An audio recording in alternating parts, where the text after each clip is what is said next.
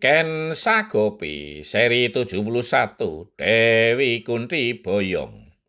Ketika rombongan Raden Pandu Dewanata sampai di luar perbatasan kota Raja Mandura, berpapasan dengan rombongan dari negeri Ploso Jenar yang terdiri Raden Gandoro, Dewi Gendari, dan Haryo Suman.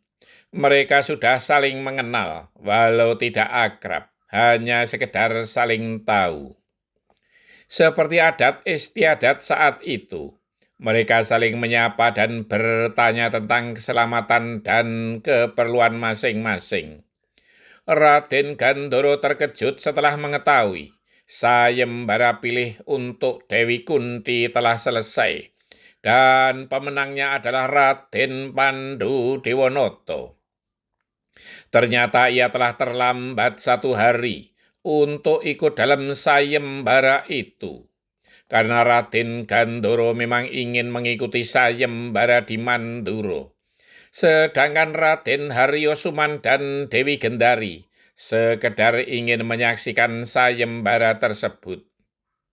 Mengetahui hal tersebut, Raden Haryo Suman yang di kemudian hari terkenal sebagai Patih Haryo Sengkuni, membujuk kakaknya Raden Gandoro untuk merebut Dewi Kunti dan sekalian Dewi Madrim.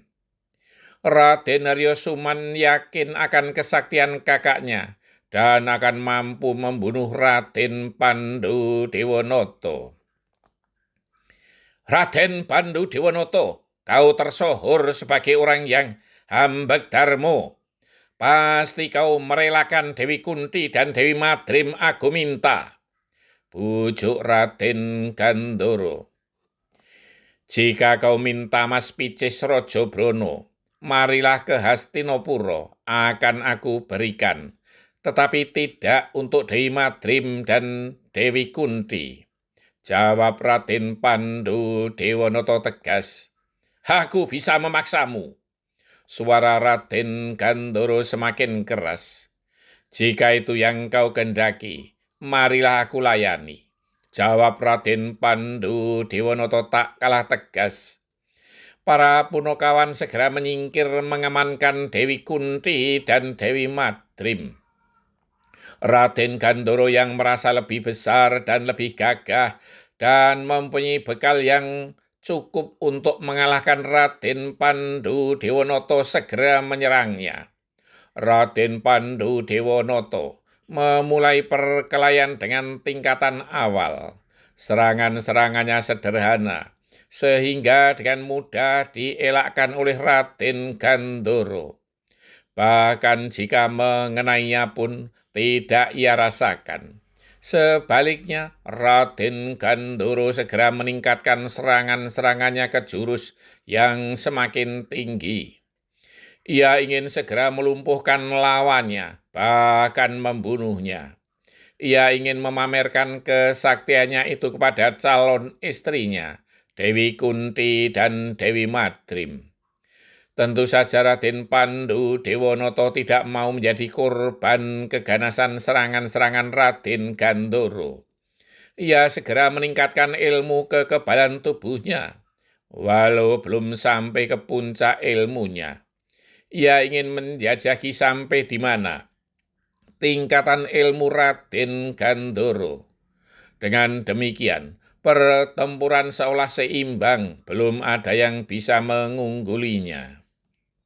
Pada itu, di Keraton Manduro, Prabu Kunti Bojo ingin segera seleh ke Prabun, menyerahkan tahta kerajaan kepada Raden Basudewa. Ia merasa Raden Basudewa sudah lebih dari layak untuk memegang tampuk pemerintahan Keraton Manduro. Ia sudah merasa lega karena telah menikahkan putrinya Dewi Kunti. Rencana penobatan Raden Basudewa sebagai raja pun segera dipersiapkan.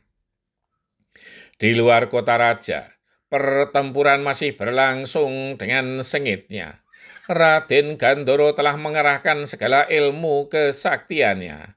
namun belum bisa membuat lecet di kulit Raden Pandu Dewonoto.